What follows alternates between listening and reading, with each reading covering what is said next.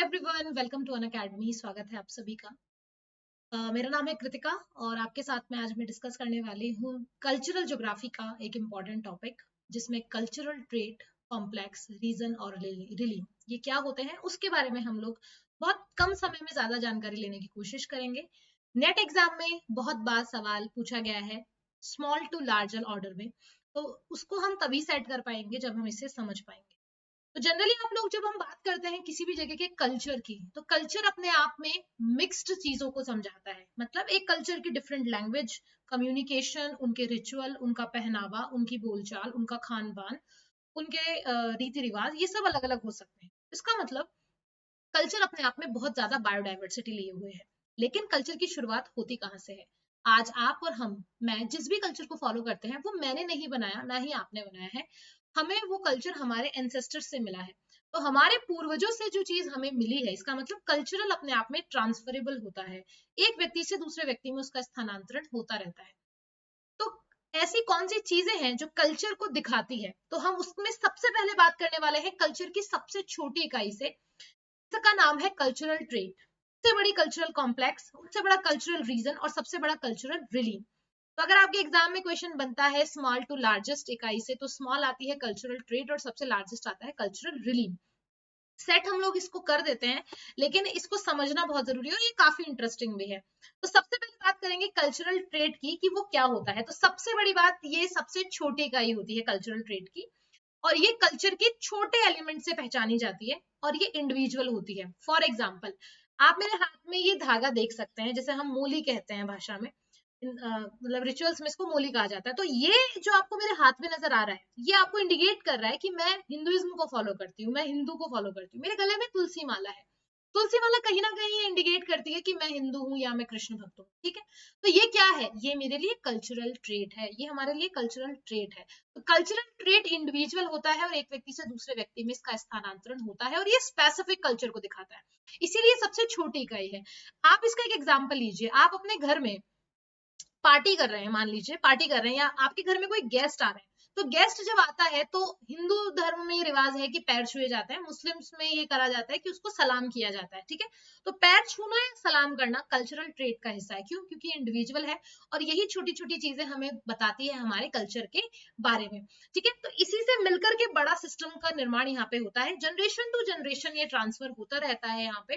ठीक है, तो कल्चरल ट्रेट के क्या एग्जाम्पल्स हो सकते हैं? जैसे मान लीजिए कि टच करना, जैसे हाथ जोड़ना है, सलाम करना है। ठीक है, हाथ मिलाना हो गया, आई कांटेक्ट हो गया, ग्रीटिंग्स हो गए हैं, परसेप्शन ऑफ टाइम हो सकता है, गिफ्ट गिविंग हो सकता है। आपने जो छोटे छोटे त्योहारों को आप सेलिब्रेट करते हैं वो हो सकता है। कल्चरल ट्रेड का एक बहुत अच्छा एग्जाम्पल आप लोग ये ले सकते हैं कि 13th और 14th जनवरी ये हमारे पूरे देश के लिए एक त्योहार लेकर आती है। जस्ट एन एग्जाम्पल, हमारे कंप्लीट इंडिया के अंदर, एक मिनट देखिए, तो 13 तक 14 जनवरी में अगर आप देखेंगे तो पंजाब साइड के अंदर आपको एक त्योहार देखने को मिलता है जिसको वहां पे लोहड़ी कहा जाता है। ठीक है, राजस्थान के अंदर, मध्य प्रदेश, गुजरात या इस बेल्ट के अंदर मकर संक्रांति का त्योहार आता है। साउथ के अंदर अगर अपन बात करते हैं तो पोंगल का त्योहार आता है पोंगल का त्योहार। नॉर्थ ईस्ट में भी अगर अपन बात करते हैं तो बिहू, मतलब बहुत सारे ऐसे त्योहार आते हैं। तो डेज कौन सा है? एक है। सारे के सारे त्योहार किसको सेलिब्रेट करता है? हार्वेस्टिंग को, मतलब नई फसल को सेलिब्रेट किया जाता है इन सभी से। तो कहीं ना कहीं कोई मकर संक्रांति मना रहा है तो वो उसका कल्चरल ट्रेट है, कोई पोंगल मना रहा है वो उसका कल्चरल ट्रेट है। तो एक ही त्योहार है लेकिन उसको सब लोग अपने अपने एंगल से सेलिब्रेट करते हैं। It is called cultural trait. ये सबसे छोटी इकाई होती है अपने कल्चर को रिप्रेजेंट करने की। इससे जस्ट ऊपर एक और इकाई आती है जिसको अपन बोलते हैं cultural complex. Cultural complex basically cultural trait और इंस्टीट्यूशन के बीच का एक स्तर होता है। तो अगर हम ये बोलें कि अगर बहुत सारे कल्चरल ट्रेट आपस में मिक्स हो जाए तो उसे हम कल्चरल कॉम्प्लेक्स का नाम दे देंगे। इसका एक एग्जांपल आप ये लीजिए कि फुटबॉल, फुटबॉल एक तरह से कल्चरल ट्रेट है और फुटबॉल का मैच कल्चरल कॉम्प्लेक्स है। क्यों? क्योंकि फुटबॉल को देखने जो वही लोग आएंगे जो इसमें फुटबॉल में इंटरेस्टेड होंगे, फुटबॉल को खेलने फुटबॉल के खिलाड़ी आएंगे, जिस जगह पे खेला जाएगा वो फुटबॉल का ही मैच होगा। तो फुटबॉल का मैच, फुटबॉल के दर्शक, फुटबॉल के खिलाड़ी, सब लोग किससे जुड़े हुए हैं? फुटबॉल से। तो फुटबॉल जैसे कल्चरल ट्रेट है, फुटबॉल का जो complete match including ground, players, audience, सब कुछ, वो एक कल्चरल कॉम्प्लेक्स का एग्जांपल है। दूसरा एग्जाम्पल आप इसका ये लीजिए कि आपके घर में आप, जैसे अभी मैंने मकर संक्रांति का आपको एग्जाम्पल दिया, तो मकर संक्रांति को राजस्थान में भी मनाया जा रहा है, उसको बाकी लोग भी सेलिब्रेट कर रहे हैं, तो मकर संक्रांति को हम ये बोलते हैं कि ये कंप्लीट फेस्टिवल है। क्यों? क्योंकि इसके अंदर लोग पतंग भी उड़ाते हैं, लोग मिठाइयां भी खाते हैं, कंप्लीट जुड़ाव हो गया ना। तो inter relation of cultural trade, it is called cultural complex. ये उससे थोड़ी सी बड़ी इकाई हो सकती है। जैसे आप अपने घर में पूजा कर रहे हैं, वो कल्चरल ट्रेड है, लेकिन आप मंदिर जा रहे हैं तो मंदिर आपका कल्चरल कॉम्प्लेक्स है। क्यों? क्योंकि वहां पे बहुत सारे आपके जैसे लोग भी वहां आएंगे पूजा करने के लिए। इसके बाद में थर्ड नंबर पर आता है हमारा कल्चरल रीजन। कल्चरल रीजन अपने आप में एक सिमिलैरिटी को रिप्रेजेंट करता है, जिसके अंदर कल्चरल, पॉलिटिकल एंड इकोनॉमिक और सोशल एलिमेंट्स मौजूद होते हैं। हम ये कह सकते हैं कि वो लोग जिनका एक कॉमन कल्चर हो सकता है। अब कॉमन कल्चर में क्या आ सकता है भाई? उनका कॉमन सोशल सिस्टम हो सकता है, पॉलिटिकल सिस्टम हो सकता है, इकोनॉमिक सिस्टम हो सकता है। उसको हम लोग मेजरली एक कल्चरल रीजन बोलेंगे। Just an example, India. India को हम ये बोल सकते हैं कि इंडिया एक डिफरेंट डिफरेंट इंडिया में कल्चरल रीजन्स हैं।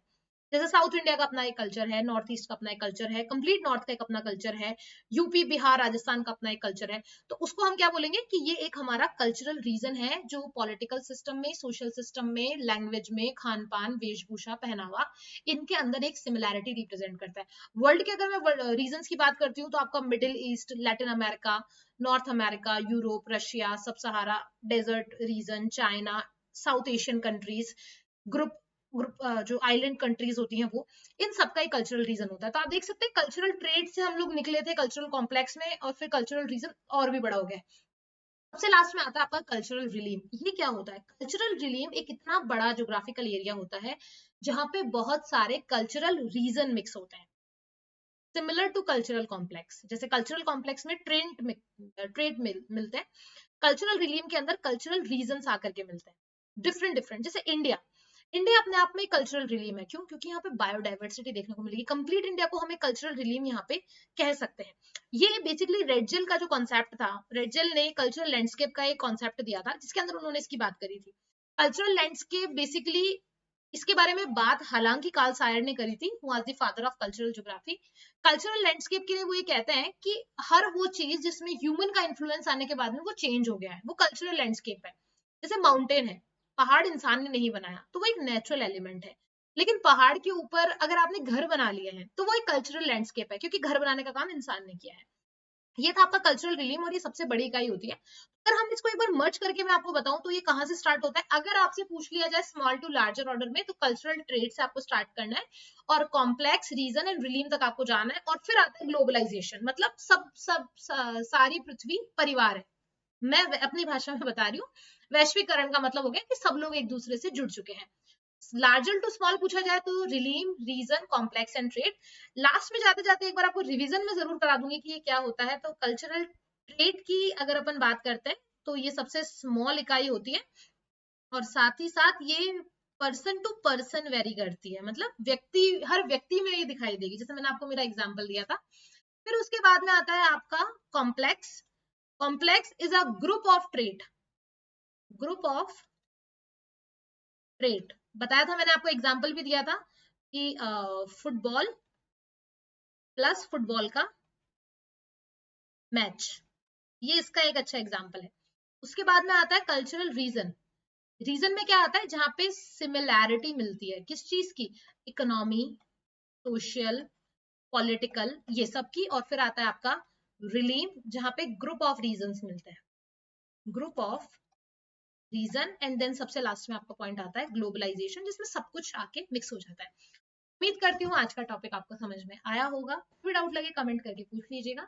मेरा नाम कृतिका है, अनअकैडमी पे एजुकेटर हूँ, और मैं नेट की ही तैयारी कराती हूँ पेपर 2 ज्योग्राफी के लिए। अगर आप मेरे साथ में तैयारी करना चाहते हैं पेपर 1 एंड पेपर 2 की, तो अनअकैडमी पर आप मुझे फॉलो कर सकते हैं। अनअकैडमी पर मेरी प्रोफाइल कृतिका पारिक के नाम से आपको मिलेगी। वहाँ पर आप मुझे मेरी फ्री क्लासेस और पेड कोर्सेज दोनों ले सकते हैं। पेड कोर्सेज हमारा 7 अगस्त से आ रहा है, जिसमें हम दिसंबर एग्जाम को टारगेट करते हुए कंप्लीट सिलेबस कवर करेंगे, और बहुत अच्छे तरीके से कवर करेंगे। अगर आप इंटरेस्टेड हैं अनअकैडमी सब्सक्रिप्शन लेने के लिए, तो UGC10 मेरा रेफरल कोड है। ये अनअकैडमी के किसी भी सब्सक्रिप्शन पे आपको मैक्सिमम डिस्काउंट दिलवाएगा। तो आप जो भी सब्सक्रिप्शन लेना चाहें, आइकॉनिक प्लस, 3 महीना, 6 महीना, 9 महीना, जो भी आप लेना चाहें, इस कोड की हेल्प से आपको मैक्सिमम डिस्काउंट मिलेगा। साथ ही साथ अगर आप सिंगल टाइम पेमेंट नहीं कर पा रहे हैं, तो आप हर महीने भी पेमेंट कर सकते हैं। मतलब EMI पर भी आप अपना सब्सक्रिप्शन ले सकते हैं। जल्दी कीजिए, और जो भी आपको इन्फॉर्मेशन चाहिए हमारी क्लासेस से रिलेटेड वो आपको मिलेगी इस टेलीग्राम पे, अनअकैडमी यूजीसी नेट इंग्लिश, आप इसको ज्वाइन कर सकते हैं। Thank you so much. I hope आपको आज का कॉन्सेप्ट समझ में आया होगा। वीडियो को लाइक, शेयर एंड चैनल को सब्सक्राइब जरूर करें।